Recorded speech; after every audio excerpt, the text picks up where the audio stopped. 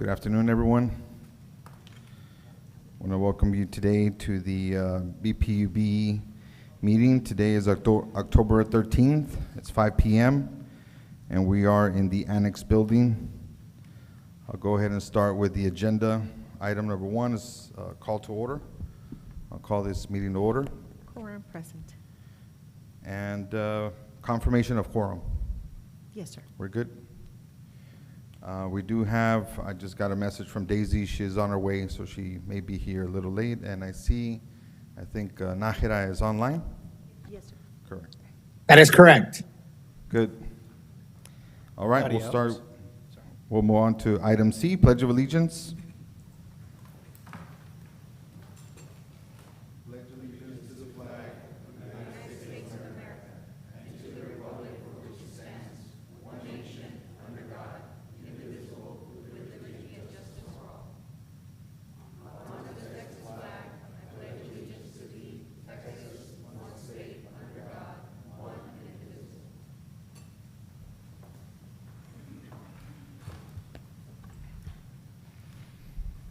All right, we'll also have a moment of silence. I think there's a lot of stuff happening in the world, some good and some bad, and just take a moment to reflect on that.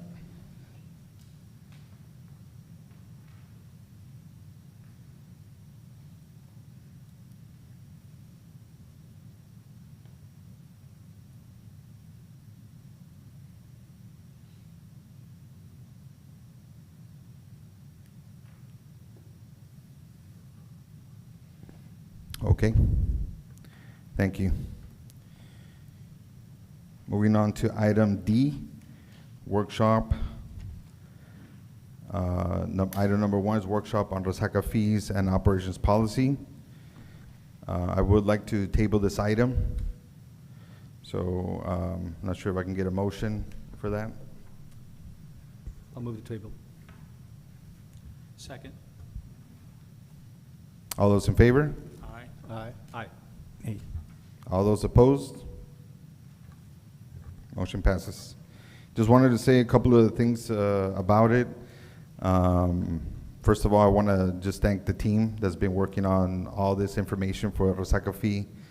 It's been a good while. I'd say, at least from my part, it's been about 1.5 years. And it's taken a lot of information, a lot of time for us to get this level of understanding. The information is available. It was posted, so it's already a public record. Feel free to look at that information. We will be updating some of that. We'll be working with the city. There are some items there that we would like to get a, let's say, fresher view of some of the information related to that. And then we'll continue the process later this year regarding this. So just wanted to state that. Also, we've had some discussions on this, potentially meeting with commissioners. So I was asking Marilyn if we can leverage some of the existing processes that we already have. For example, the budget, where we do a pretty thorough job in reviewing the information and making sure that everyone's aligned as far as the information is concerned, so that everyone can make up their own mind. Definitely from our board and also with the city commissioners. So we'll discuss that kind of offline, Marilyn, but I know there's some ideas for that. I think that will be very helpful in this particular case, where there's a lot of density in the information, a lot of different options, and I think it'll be important for everyone to be able to digest that and make a good decision. And lastly, just wanted to thank everyone. I know today's a holiday for some of you. That was a little bit of confusion for us, so I apologize. Normally, I'm also participating in the dates that we select, so I will take the blame for that today. And we'll be more careful going forward. But we appreciate that. For those of you that are working at PUB, thank you for working on this day. And for those that you are visiting, thank you for coming in during the holiday. Moving on to item E, public comments. Do we have any persons for public comment? Yes, we do. We have Ms. Reba Cardenas McNair. Okay. She's here to speak on the individual consideration item number 4 on the Resaca fee. Okay.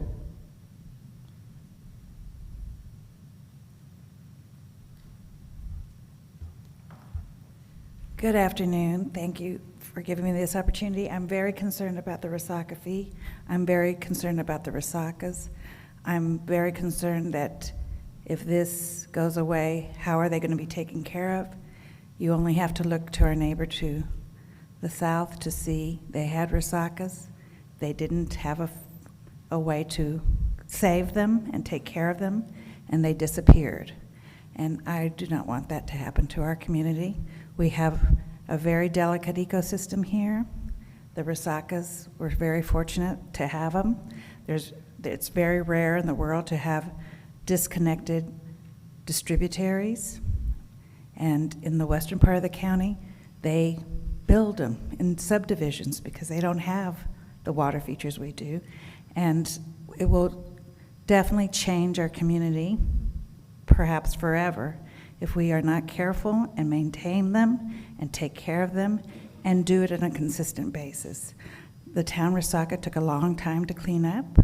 There was a lot in there, shopping carts, tires, but the difference is impressive. The town Resaca looks so much better, and I know it took a long time, and I know it took a lot of money, but I think the results are worth it, and I ask you all to consider that and be very judicious in whatever change you make, because there is going to need to be funding for saving the Resacas. Thank you.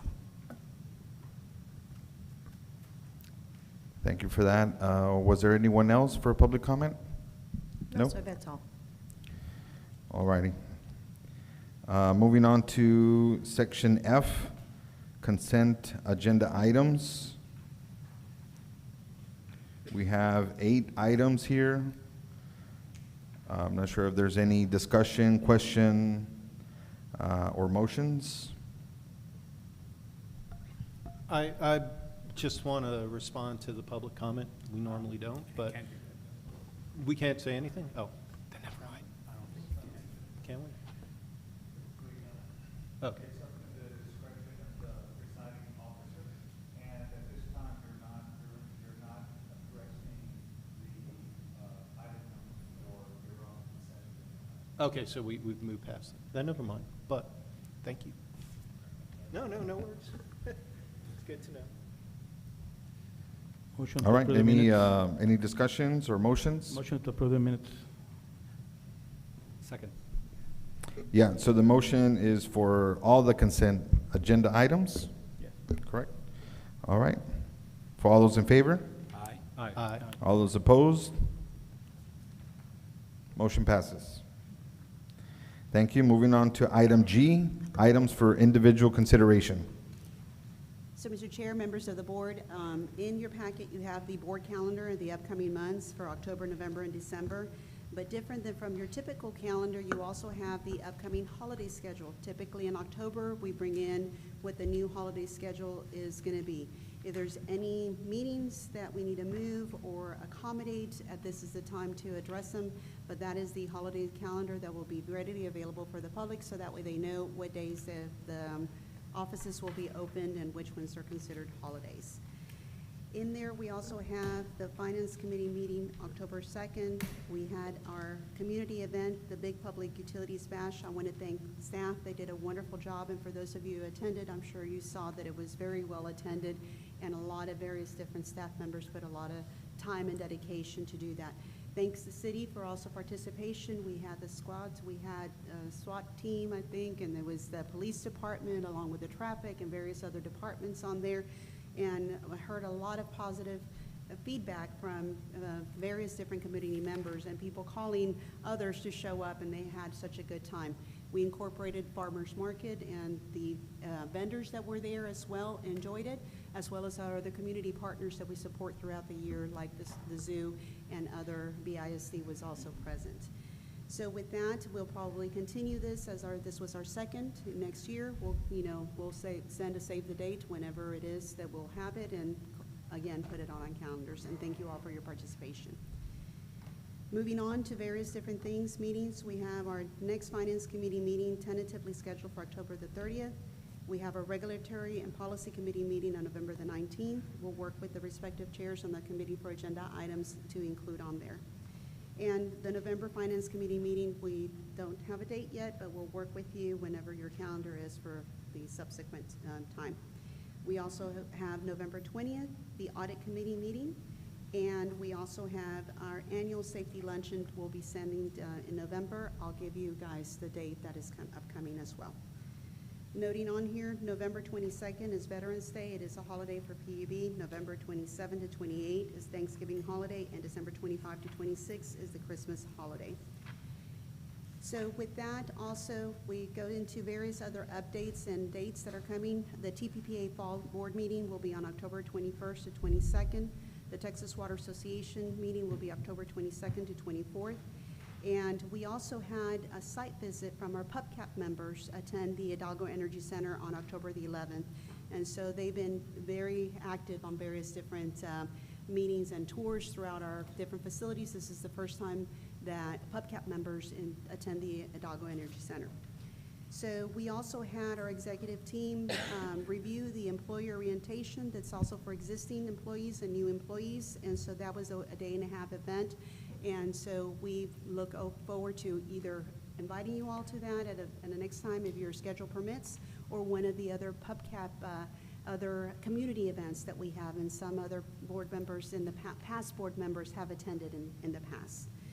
And also, for those of you who are not part of the rate task force subcommittee, that continues to meet after the finance committee. That is not a quorum of the board. That is just a small subset of the group that continues, and we'll come back and publicly present the findings in the future.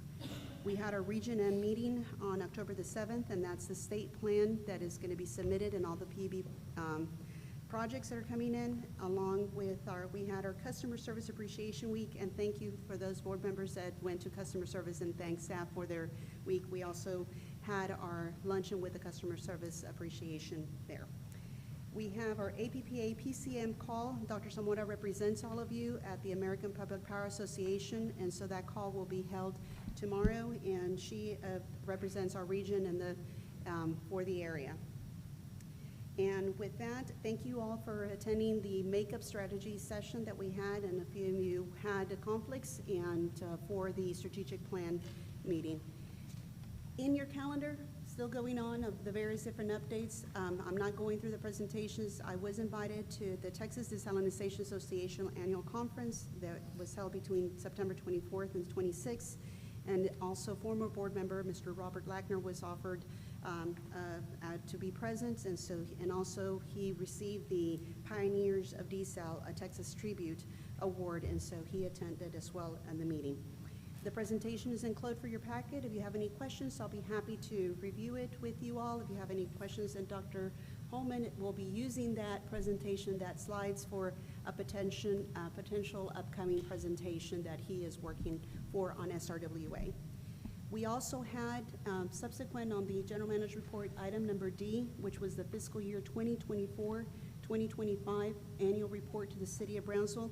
In your packet, you'll have the presentation, the documents, and the materials, and we will be providing for you all subsequent meetings and presentations of the various different, just to improve a collaborative effort of information of the things that this governing body does in reference so the city can be aware of the projects we're working on.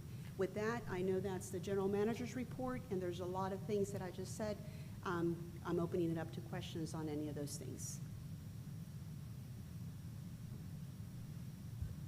No, okay.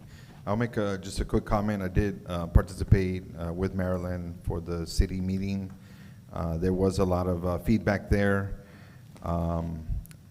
As a result of that, I did meet with all the different city commissioners just to get their feedback, and we'll be working to go back to the city commission and present some of the updated view of what we've been working on. Yeah, just wanted to add that.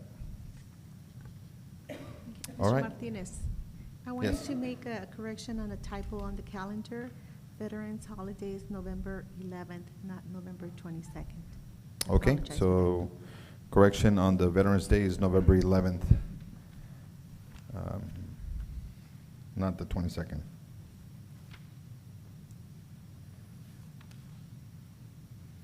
Okay, so moving on to G2, consideration and action on any pulled items out of consent. We did not have any, so I'll move to item 3, staff reports and presentations to the board. We'll start with A, presentation and discussion of the financial performance report ending August 31st. Hi, Mike.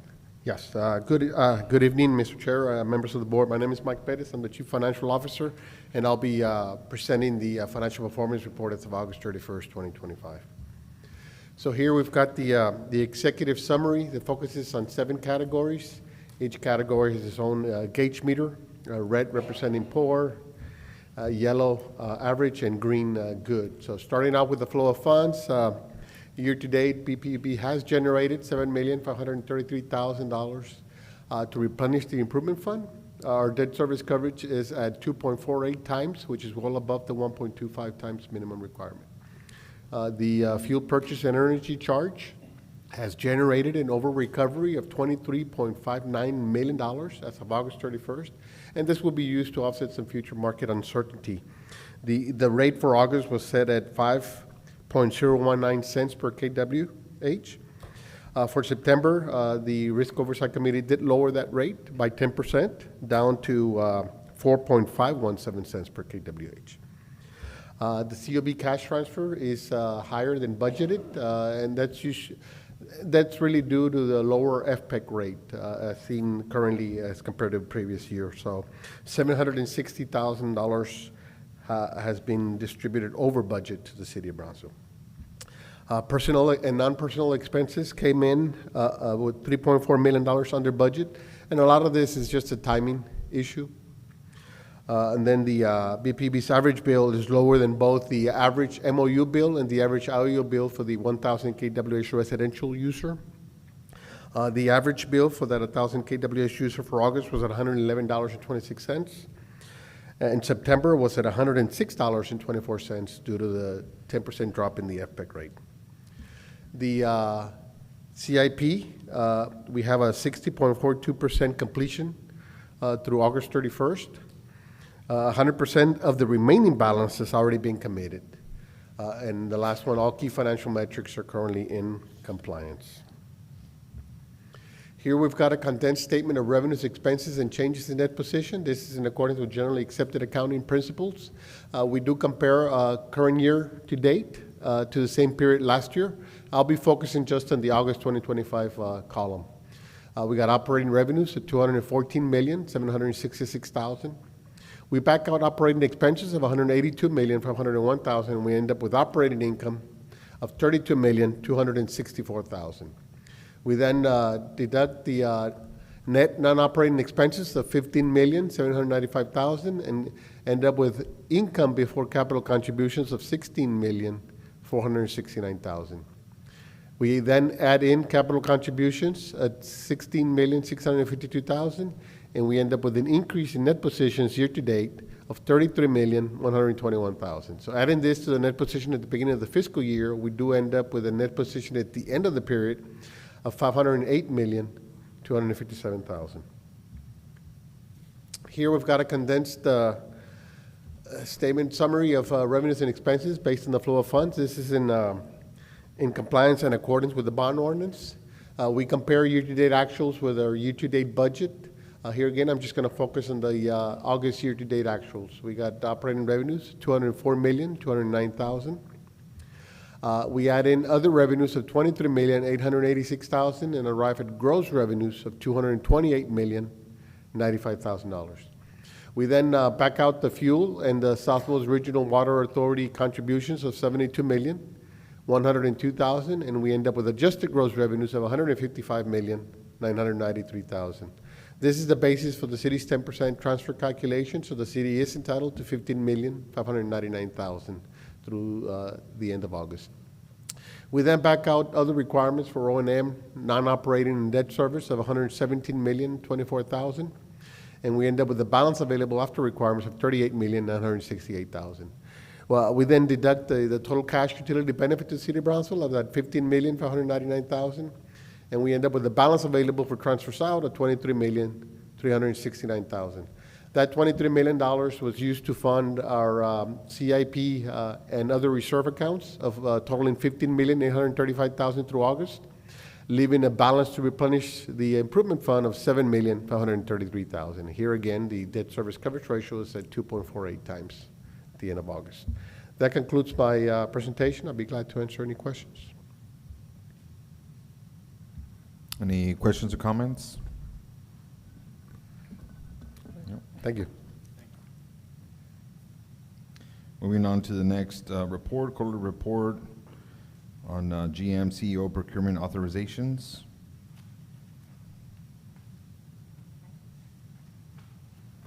Good afternoon, Chair, members of the board. My name is Diane Solitaire, Purchasing and Materials Manager. I'm here to report the quarterly, third quarter report for the General Manager and CEO procurement authorizations. This is from July through September of 2025. The majority of the procurements were competitively bid, or they were on a state contract, sole source, or engineering services. So the total for water and wastewater was $1,242,970.90.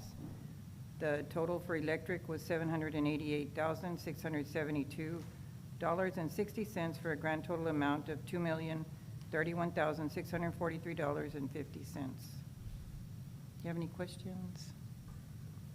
Any questions, comments? No? Nope. Thank you. Thank you.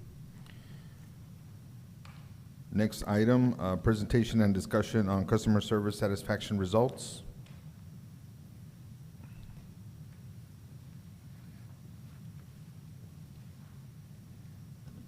Good evening, Chair and members of the board.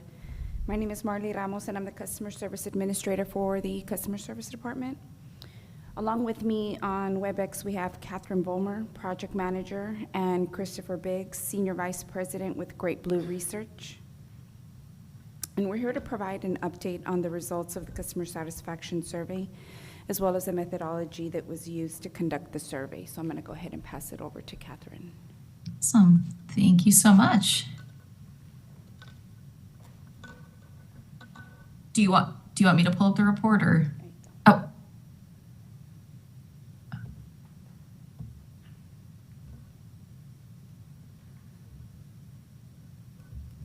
It's not a book.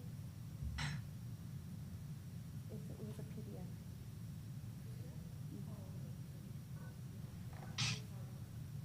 I apologize.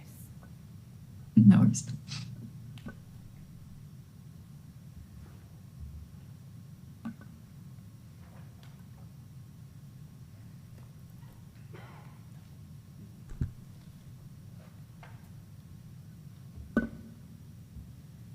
All right, there we go. Great. So thank you so much for having us here today. We're really happy to share the results of this first customer satisfaction survey. Again, my name is Catherine. So these first couple of slides are really going to show the methodology snapshot. So for the residential survey, we used a mixed methodology approach. We had a digital survey component, and then we followed up with a phone survey. So in total, we had 1,197 residential customers complete the survey, 966 through the digital methodology, and then 231 by phone. Our margin of error, when all was said and done, was plus or minus 2.75%. So what that essentially means is that if we were going to go and speak with every single residential customer, and administer the same survey to them, the results of that would come back somewhere within plus or minus 2.75 percentage points of the results that we're going to share with you all today. So in the world of marketing research, we're really looking for margins of error to be below 5%. So 2.75%, obviously well within that window. We conducted the survey starting in early June and then wrapped things up in mid-August. Next slide, please. And then on the commercial side, we also use the mixed methodology approach with the digital and phone survey. Overall, we had 74 commercial customers complete the survey, 50 through the online survey, and then 24 by phone. Usually, we obviously do see a much lower response rate on commercial surveys, just given there's fewer commercial customers overall, and it's more challenging to reach those folks. So our margin of error was plus or minus 11.37%. For a lot of our commercial surveys, we usually see somewhere in the neighborhood of 50 to 100 customers take the survey. So again, the 74 is right within that window. And we conducted the survey again starting in early June, wrap things up in mid-August. Next slide, please. So these next two pages will be a series of what we call different organizational characteristics, and these are metrics that we use to evaluate public utilities across the country on both national and state and utility by utility level. So you'll see the first column is the residential data, which is Brownsville's residential customer data. We have Texas comparison data as well as national comparison data. And when you look at these different characteristics, the strongest ratings were with respect to reliability, providing consistent and reliable electric service, and then restoring power after an outage in a reasonable amount of time. Those had ratings of above 60%.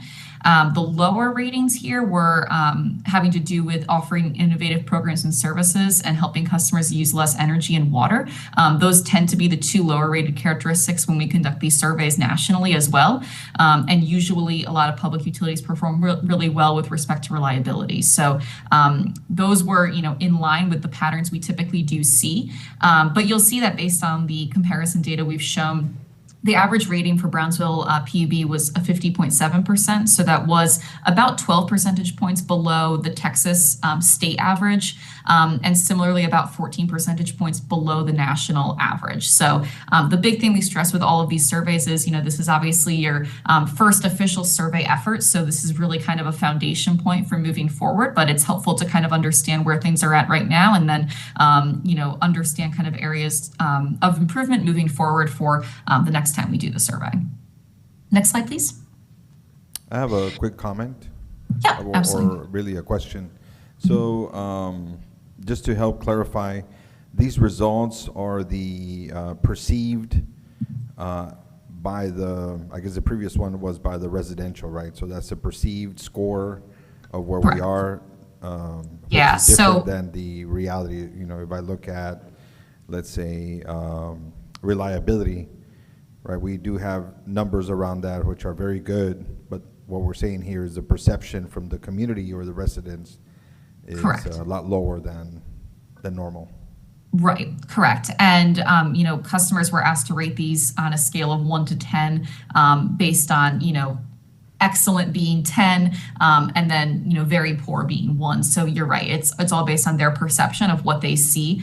So again, when it comes to things like programs and services, we know have a lot of programs and services that you are offering to customers, but it's all up to the customer's perception of what those programs are. And a lot of that has to do with the awareness level of those different programs and services that are being offered. So it's not to say we need to reinvent the wheel or anything, but it's so much of it is how that information is communicated with customers too.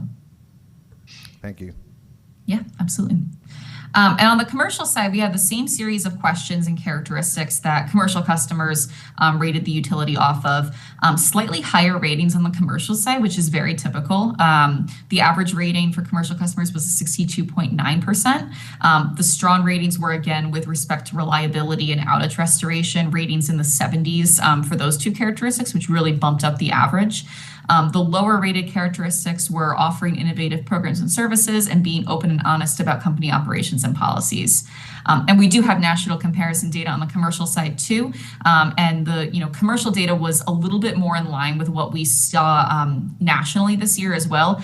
It was slightly below, but only by about 7 percentage points. So the gap is a little bit smaller on the commercial side. Next slide, please. And then the next 2 pages, we're looking at customer expectations. So first, we ask customers, what their top expectations are of the utility company. And really, on the residential side, it had to do with affordability was sort of the primary expectation that most customers mentioned. Reliability is up there, as well as prompt response to outages. So as we just saw, reliability and outage restoration are the top rated characteristics, and those are also 2 of the top expectations among customers. Affordability is always going to be one of the top expectations, but it's usually not one of the higher rated characteristics. So much of that is, how is the, cost for the value of your services being communicated with customers, and do they understand, where their rates are in comparison with, if they were a customer of an investor-owned utility or other neighboring utilities, do they kind of understand, what the value is for what they're ultimately, what their electric and water rates are. And so then we asked how often the utility meets those expectations. And in total, almost 3/5 of residential customers said the utility meets their expectations all or most of the time. The national benchmark is 77.2%, so there is a bit of a gap there as well.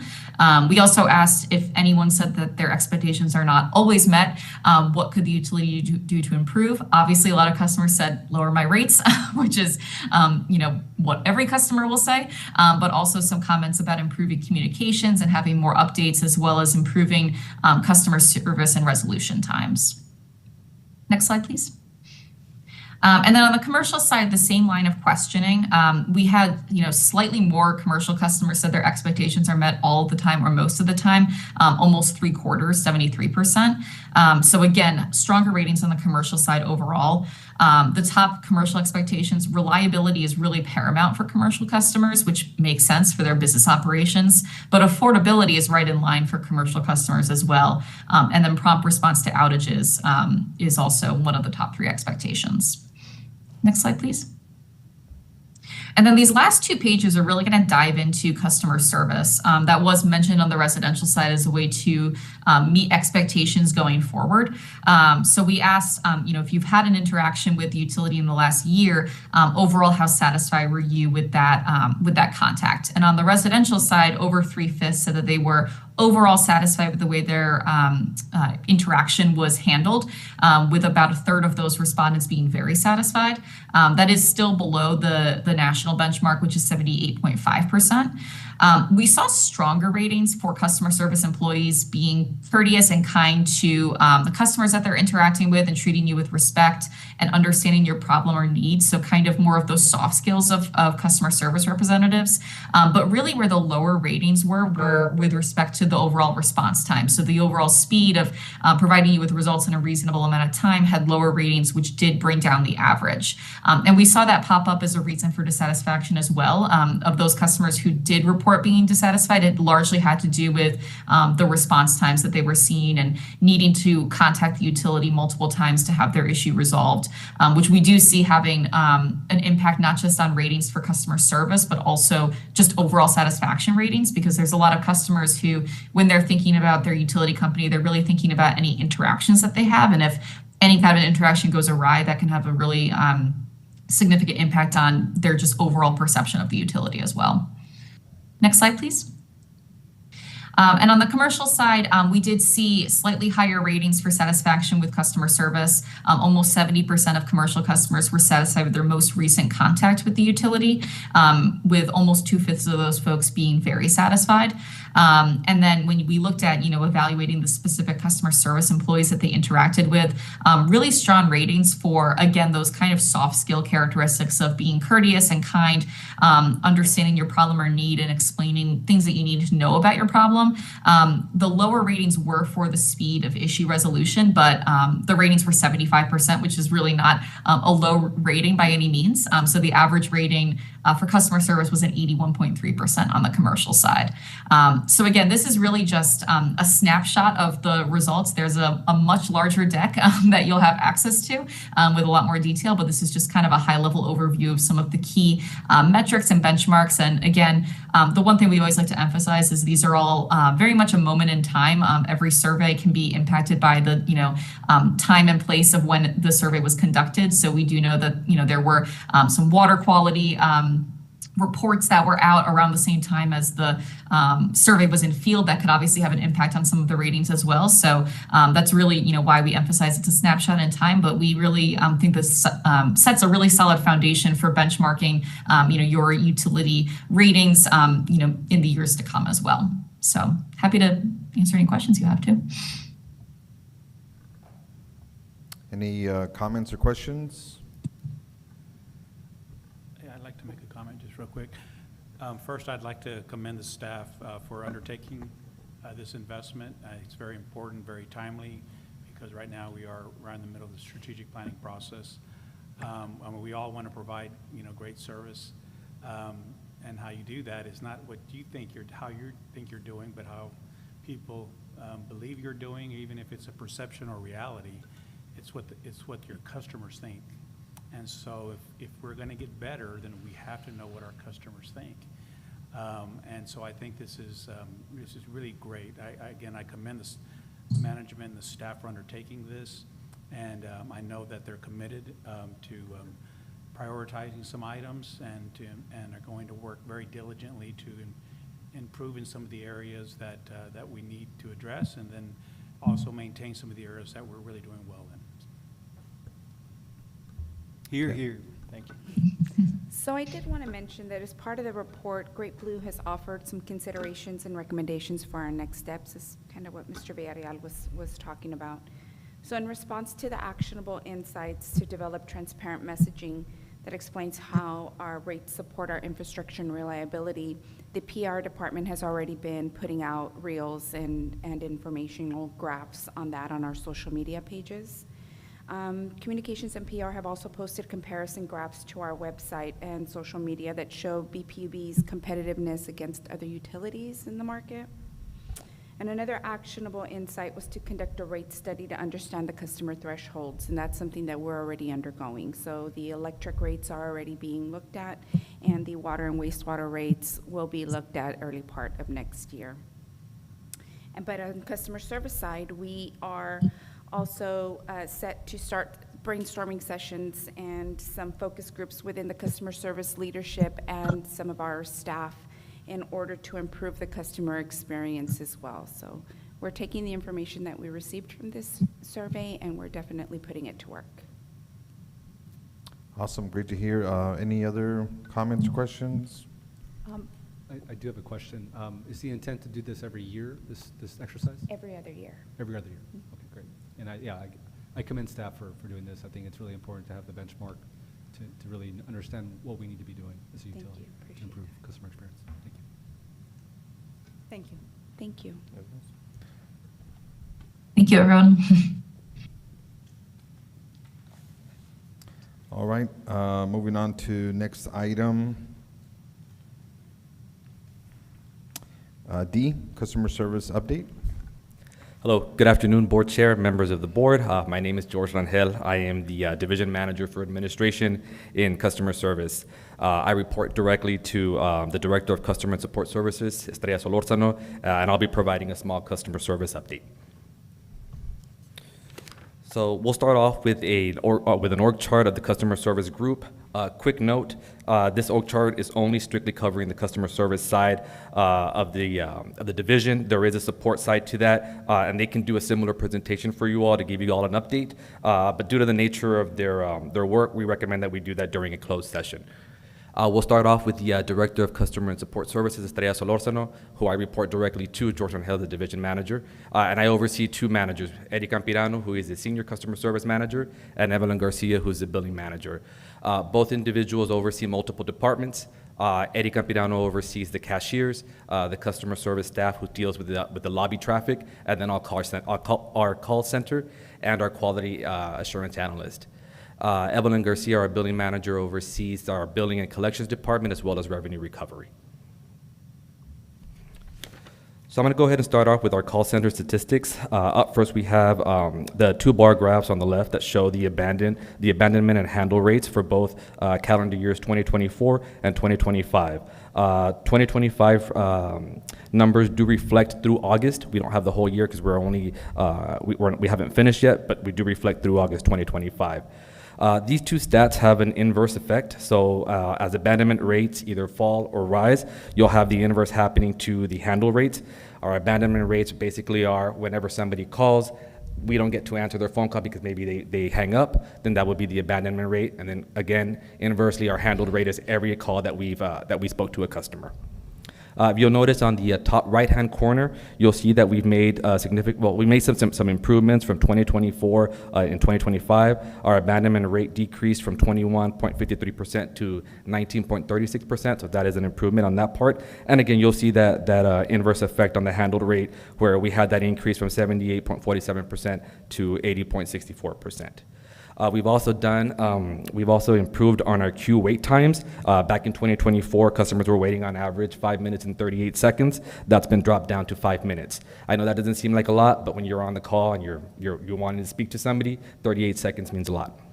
Our average handle time went from 5 minutes and 11 seconds to 5 minutes and 3 seconds. Again, another improvement in terms of how we interact with our customers. And so down at the bottom, you'll see some of the strategies that we've initiated to go towards some of these improvements. And some of the things that we've done is cross-training CSRs so that they're familiar with other different aspects of the organization, so that when they're on these calls, they're easier to handle and they have the experience of handling those calls as opposed to reaching out to other departments for information. We've also activated billing and collection staff to help when we see that in fluctuation of calls. And so in an effort to make sure that we minimize that wait time, we call on these folks to help out when we can. We also rotated cashiers and customer service staff, again in an effort to get them familiarized with each of the respective areas and become well-rounded employees and familiarized with all of our processes throughout the organization. Initiatives, we have done several presentations to the board. IT is implementing its cloud-based phone system with RingCentral. And so what that's going to do for us in the call center is give us a wealth of tools that we'll use to kind of monitor our workforce management and be able to come up to the board and give you all actionable data and say, we need X amount of employees due to the data that we received, or simply we just need to restructure the current staff that we have. And so we're really waiting on that to come on board, and we're hoping that we get the data that we need to make the necessary actions to move forward. And then we also have AMI, and I'll talk about that a little bit more in a subsequent slide. And then we have Silverblades, which is a new customer service portal that would allow customers to better handle their own accounts without having to interact with staff. Continuing on with our after-call survey statistics, we do have a survey that anybody who makes a call to BPUB through our call center, once they hang up, they are prompted on whether they want to take a small 5-question survey. And so we do have the 5 questions down here below. And question number 1 is on a scale from 1 to 5, with 5 being the best and 1 being the worst. How would you rate the overall quality of your customer service experience? As you can see through the graph, overwhelmingly, the majority of our customers that answer this responded with a 5. The 4 subsequent questions are either a 1 or a 2, which is either a yes or a no. And so, as you can see there on these graphs as well, any question that was asked, the overwhelming response is yes. So the customers are doing what they need to do, and our customers are reflecting that in the responses that we're receiving on these surveys. Moving on to our customer service statistics, you'll see there the comparison between calendar year 2024 and calendar year 2025. We have all of the different transactions that our customer service staff in our lobby do on a daily basis, and you'll see there at the bottom that on a monthly basis, on average, our CSRs deal with handle 426 transactions, which translates to 21 daily transactions in calendar year 2024.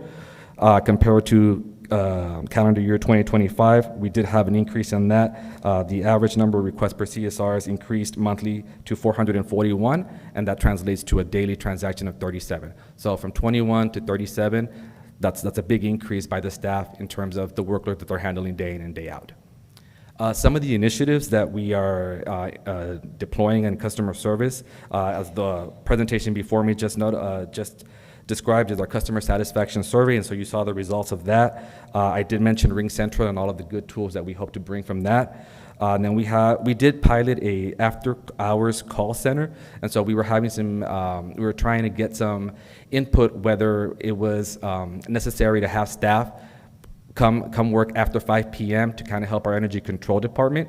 And we undertook that program, and at the end, we collaborated with energy control and figured out that maybe this is not the time to have customers, have employees stay after work to handle that workload, because we just didn't see the necessity there at that point. And then lastly, we did switch our appointment system from QLES to Waitwell. And so this new appointment system really allowed us to be a little bit more efficient with our appointment setting. And it added a lot of features that would help customers expedite their visits to us. And so we've had a really good positive feedback from our customers that they like this program better than the original one. Moving on to our cashiering statistics, the first graph on top, the walk-ins, in calendar year 2024, we had a total of 47,833 walk-in transactions that were taken by our staff, and in 2025 through August, we're at 34,421. So if we were to average out basically what we were going through August, we are seeing an increase in the amount of traffic that we took versus last year.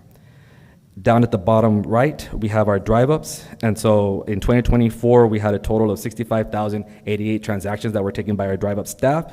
And then in 2025 through August, we're at 45,450. So again, we're looking at surpassing last year's through the end of the year if the transaction level stayed the same for the last 4 months of the year. And then lastly, on the left-hand side, you'll see our online payments. In calendar year 2024, we had 568,140 total transactions. And then in 2025 through August, we're at 368,981. This is the only one where we do continue with our current levels. We do dip a little bit lower than we did last year. However, we are currently working with our current payment processing system, Invoice Cloud, to push out a bill insert campaign that focuses strictly on online payments. And so right now where we are, this bill insert is going to provide a QR code that directs the customers to our payment website. And it just mentions all of the benefits of making a payment online versus having to come in, basically the efficiency, not having to wait here in line, not having to waste gas and come into our facilities, and basically just tells them that it's easier to go through the online system. And so we're providing that for them as well. The intent is to have that bill insert go out sometime in November.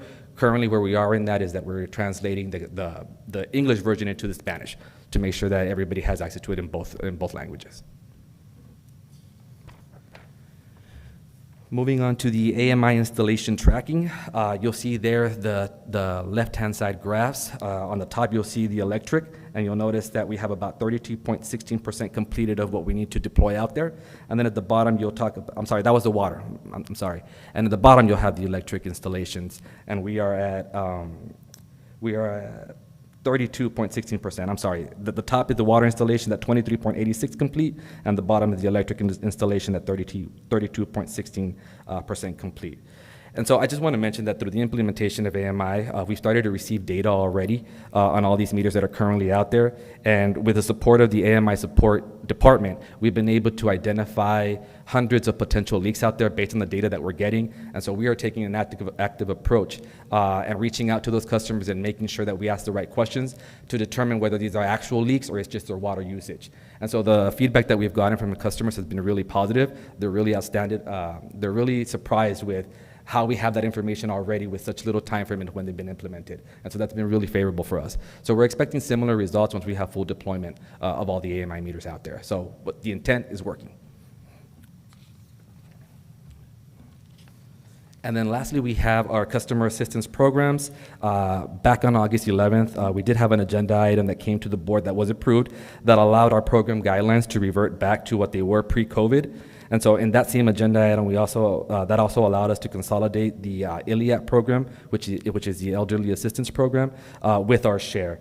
And so you'll see there on the left-hand side that we do have two current agencies that are administering those programs for us. The Catholic Charities of the Rio Grande Valley, which is the CCRGV, and the Community Action Corporation of South Texas, which is KCOST. Both of these programs, on the share side, we have 143,546 as a balance as of September 22nd, and the ILEAP combined with share as of August 12, 2025, as I mentioned earlier. Our CEAP program is federally funded, and so those amounts vary year to year depending on what the administration allocates for that particular program. And then at the bottom, some of the initiatives that we've undertaken on the collection side. Obviously, we've done updates to the assistance program guidelines to make sure that the right demographic is receiving the help that this program was intended to help. We've also cross-trained CSRs and other departments to make them more well-rounded employees. We've also provided support to the billing and call center, like I mentioned earlier. And then we also had the creation and approval of the collections analyst position to deal with any reports or analytics that are requested from us on the collection side. And that concludes my presentation. I'm happy to entertain any questions that you all might have. I have a quick question. Okay. So I feel like I would be a bad chair of the compensation committee if I didn't ask. So we shortened staff's lunches to deal with these increased call volumes. Correct. What do we do to them make it up to the staff? So we do pay them for the time that they're clocked in. They don't clock out, and we also provide lunch for them as well. And we know about these ahead of time. These usually take place either at the beginning of the month or directly right after a holiday. So we do prepare for these, and we do let the staff know that they should accommodate their schedules accordingly, just in case we need to shorten their lunches. It doesn't always happen, but we do prepare for them, and when they do, we do ask them to stay clocked in, and we provide lunch for them. Okay, and how has staff responded to that? Well, I guess like with everything, sometimes they're okay with it. Sometimes they're like, well, you know what, I really had plans to do my lunch. And so we'll work with them. And we'll say, hey, you know what, if you really had something to do during your lunch hour, you can go out and take care of whatever business you need to take care of. But we ask that you maybe do that promptly and come back so that you can help with the calls. Okay. Yeah. Thank you for the presentation. I have a question. Yes, ma'am. When a customer reports that the customer service call did not resolve their problem, is there a follow-up to that? Yes. So anytime that we take any type of interaction with the customer, there are notes that are done by the rep that is handling that call at that time.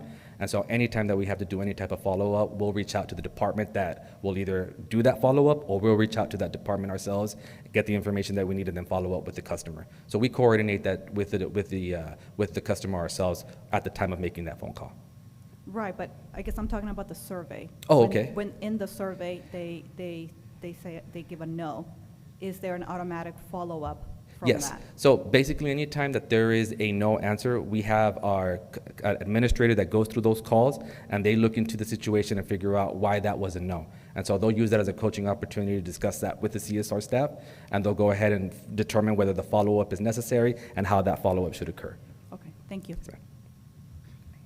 So you have almost 16,000 new connections a year, which is pretty decent. Do you know how many of those are new customers? And yeah, like, is it mainly people moving around in Brownsville, or is it new customers? Honestly, I'm not 100% sure on that. I know that when I was back in finance, we used to see about a 1 to 1.5% in growth in terms of customers. I imagine that is new connections, like true new connections, not people moving around, because I don't think those are counted as new connections. Okay. Okay, anything else? Comments, questions? Thank you. Appreciate that. Thank you. Thank you. Moving on to item 3E, drought update.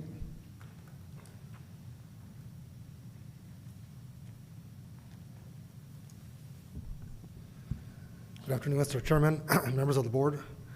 Thank you for having me. My name is Simon Flores. I'm the Water Resource Administrator, and I'll be giving you the drought update. As of October 4th, 2024, reservoir levels stood at 26.9%. And as you can see from this slide, back September 3rd, 13th, we had 26.4%, September 20th, 26.5%, and September 27th, 27%. So it's been slowly going up due to the rain and some small releases and transfers from Mexico. The rest of the updated package is, the rest of the information is updated in your packet. Do you have any questions for me at this point? Any questions, comments? No? Thank you. Thank Thank you. you very much. All right, moving on to 3F, update on the development of BPUB's 2026 through 2030 strategic business plan, including proposed vision, mission, strategic focus areas, challenges, statements, and Tier 1 metrics.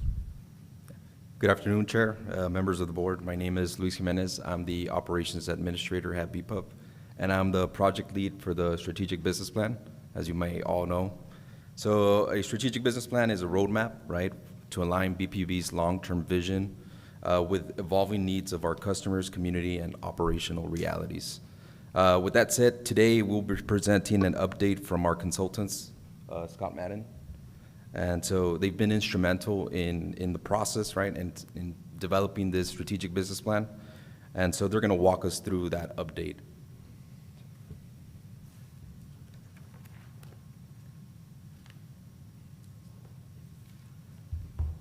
Mr. Chairman, members of the board, it's wonderful to see you again. Flew back in this afternoon, so appreciate this opportunity to speak with you. So just to give you guys an update of where we are on the strategic planning initiative. So the objectives for today, and I believe you just touched on these briefly, but we want to provide a progress update on the development of the strategic plan, so where we are today. Review, we are going to be asking for you all's alignment on the new vision and mission statements. Don't have to do it in this room today, but looking for your feedback offline.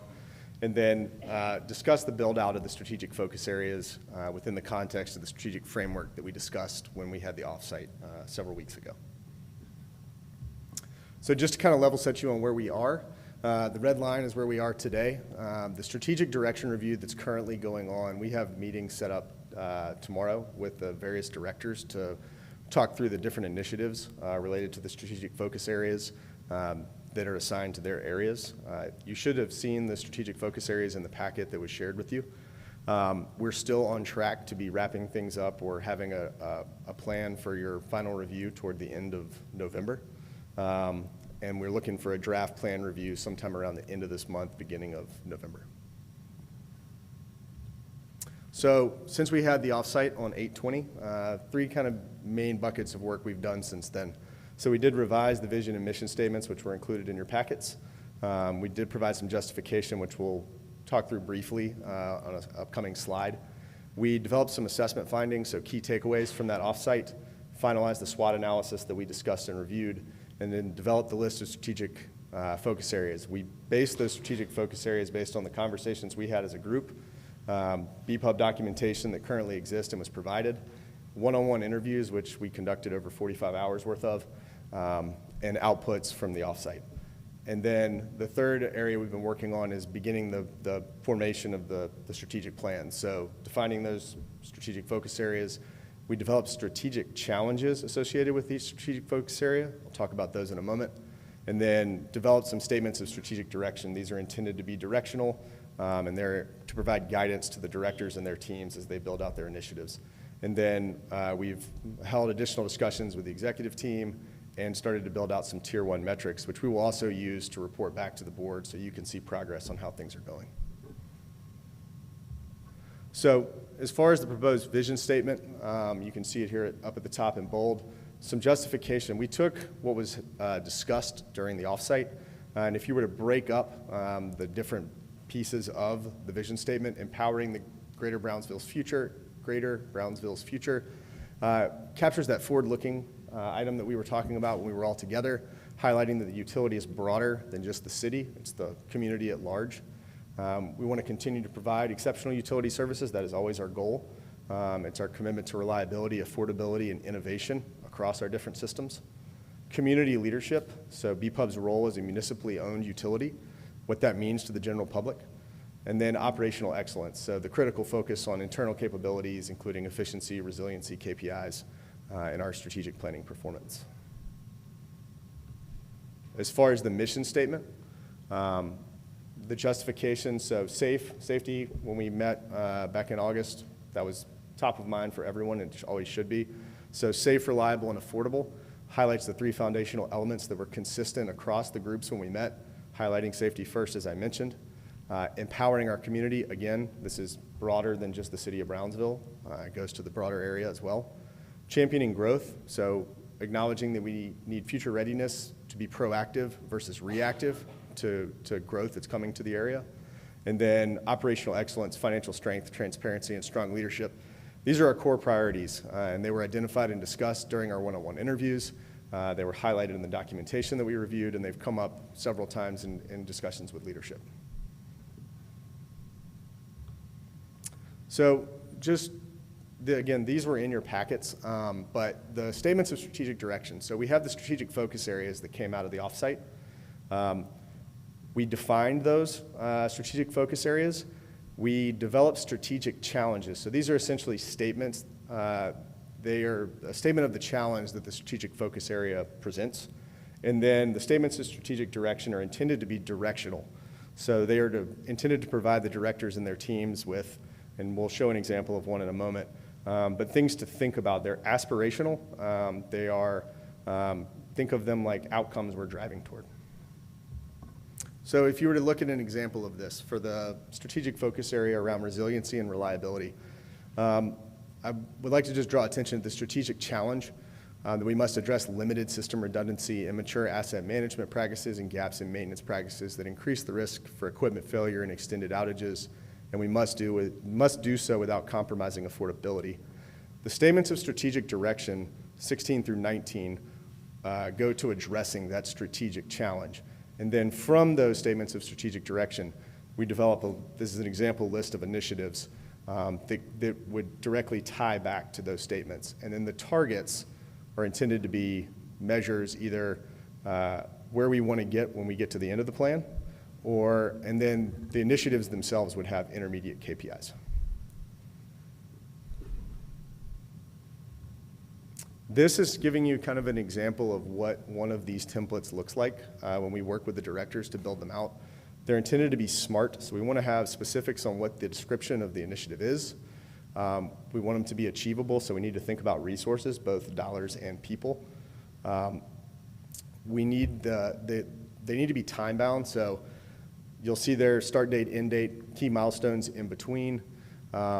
They need to be relevant, so what are we trying to achieve as it relates to our strategic priorities? So what you'll see here, key things I just would like to focus on, the resource needs which are not filled in here. As we build out the initiatives, we're asking the directors to think about do we have enough people to get the work done in the 5 years as we think about how we're going to sequence the different pieces of work. And then as far as dependencies, what are those things we must achieve first? We don't want to put something in the plan to be done, say, in 2027 that we can't start until 2028 because something else has to be done first. And then, of course, risks and what mitigations we're going to associate with that. As far as our next steps, we will be working, it's an iterative process with the directors and their teams to build out those strategic initiatives. We have some meetings all day tomorrow, and we'll continue to build those out over the next week or two. We will then prioritize the initiatives, so we'll think about them in terms of complete them now, it's a quick win. Some things will be more parking lot. They would extend beyond the 5-year plan. They would potentially go into the next plan. If circumstances arise as you review your plan, you may be able to pull some things forward as you complete some work. And then the last step here is continuing the strategic plan formulation, which we'll be reviewing with you all next month. Any questions? How do we provide feedback on the statements? I'll look to Mark and Luis. We will follow up with all of you before we finalize this, of course. Okay. And feedback at that time. Thank you. Yeah, as far as some of the, maybe it was in the slide right before, some of the KPIs, I know we're developing some, but are we going to be getting the baseline on those? Yes, if a baseline does exist, we will have a baseline. So we'll know a initial starting point and then what the target is. Sure, and if we don't have a baseline, some of them are more qualitative versus quantitative. So some of the more qualitative ones are more about measuring activity. So if the baseline is we are not doing any of these activities right now, that'll be noted. If it's more to be an expansion of something we're doing today, then we can note what we're doing today. Sure. Good. Yeah, I guess my comment is just making sure that we have any technologies in place, to collect the data that we may need for that. So just keep us posted, Mark, if you need any support there from either tools or individuals for that. Thank you. Thank you. This is great. Okay, moving on to item number 4. Consideration and possible action on the Resaca fee and operations. I think the plan, based on what we discussed earlier, we're going to be tabling that. I don't know if there's any discussion or a motion to table. I make a motion to table. Second it.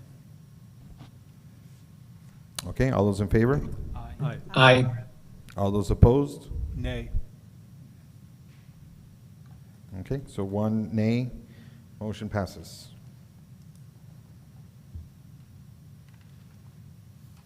Moving on to item number 5, consideration and possible resolution and action to authorize submittal of a letter of application for the financial assistance to the Texas Water Development Board for the Banco Morales Reservoir Surplus Water Impound Project. Good evening, Mr. Chairman, members of the board. My name is Marie Leal, and I am the Director of Water Wastewater Engineering and Capital Planning. BPUB staff request authorization to submit an application to the Texas Water Development Board and supporting resolutions seeking financial assistance not to exceed $34,558,000 for the City of Brownsville Banco Morales Reservoir Surplus Water Impound Project, a new reservoir for the BPUB system. This funding opportunity is made available through House Bill 500, which allocates grant resources from the State of Texas General Fund to the TWDB for eligible water infrastructure, flood mitigation, wastewater management, and water supply initiatives. This project involves the design and construction of an off-channel raw water reservoir intended to capture surplus water from the lower Rio Grande that would otherwise discharge into the Gulf of Mexico. The proposed reservoir site will be located adjacent to the 2 BPUB reservoirs next to the existing City of Brownsville levee and also BPUB's water treatment plant number 1. Once completed, this reservoir will provide an additional 400 million gallons of raw water storage capacity, increasing the total available capacity to approximately 616 million gallons. The application and supporting resolution must be submitted on or before October 22nd, 2025, and the draft documents are included in the board packet.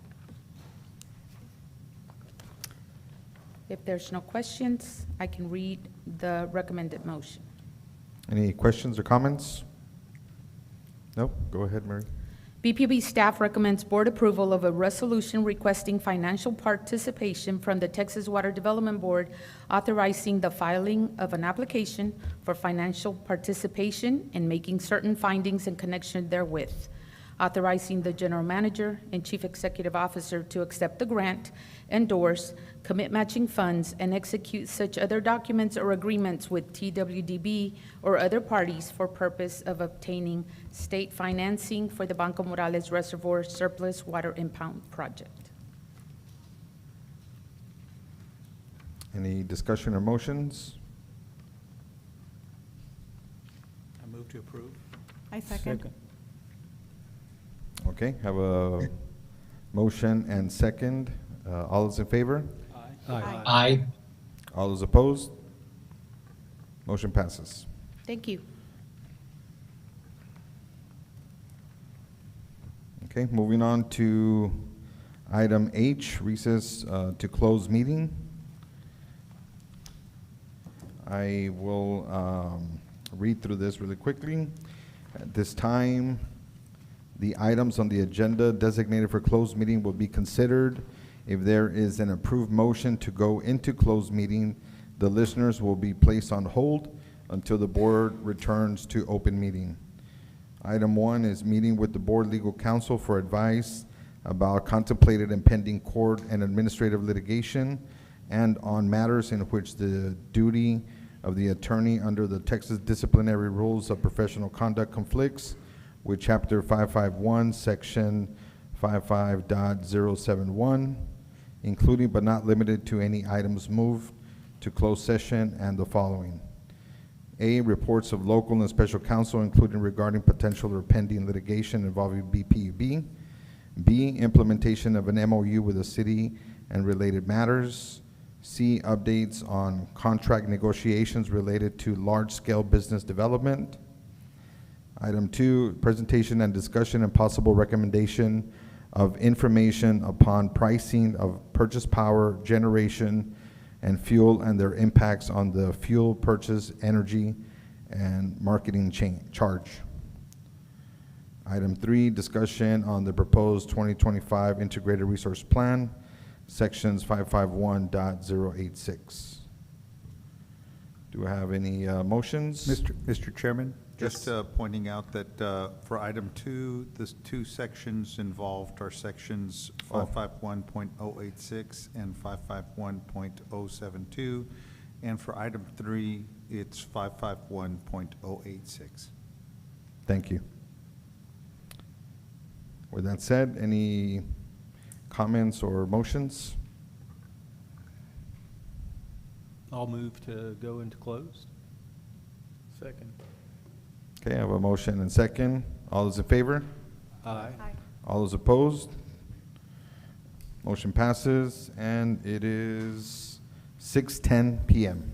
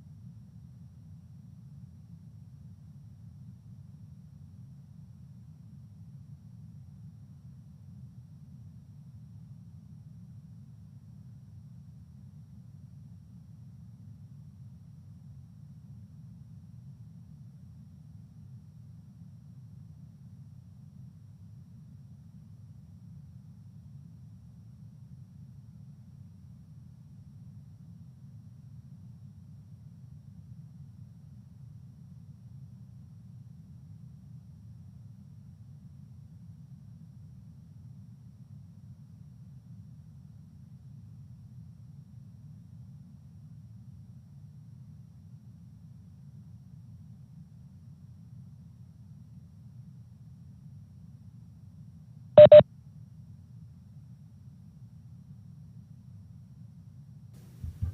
it out.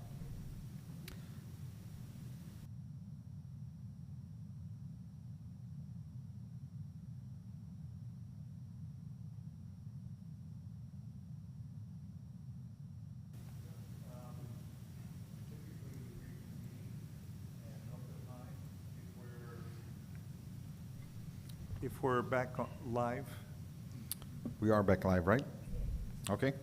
Yep, so it's 7:12, and we have reconvened to open meeting. I'll continue with the first item is consideration and action on the closed meeting items. Item 1, consider an action, possible action on items discussed in closed meeting. I don't believe we're going to have any. other than item 2, Yes.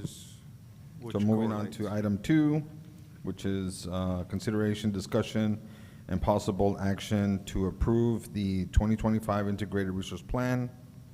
Lina Alvarez.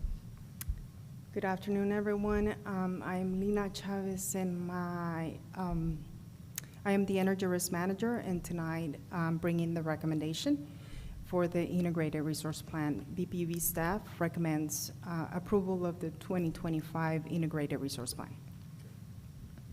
Okay, any discussion or motion? I move to approve. I second. All those in favor? Aye. Aye. Motion passes. Oh, I'm sorry. All those against?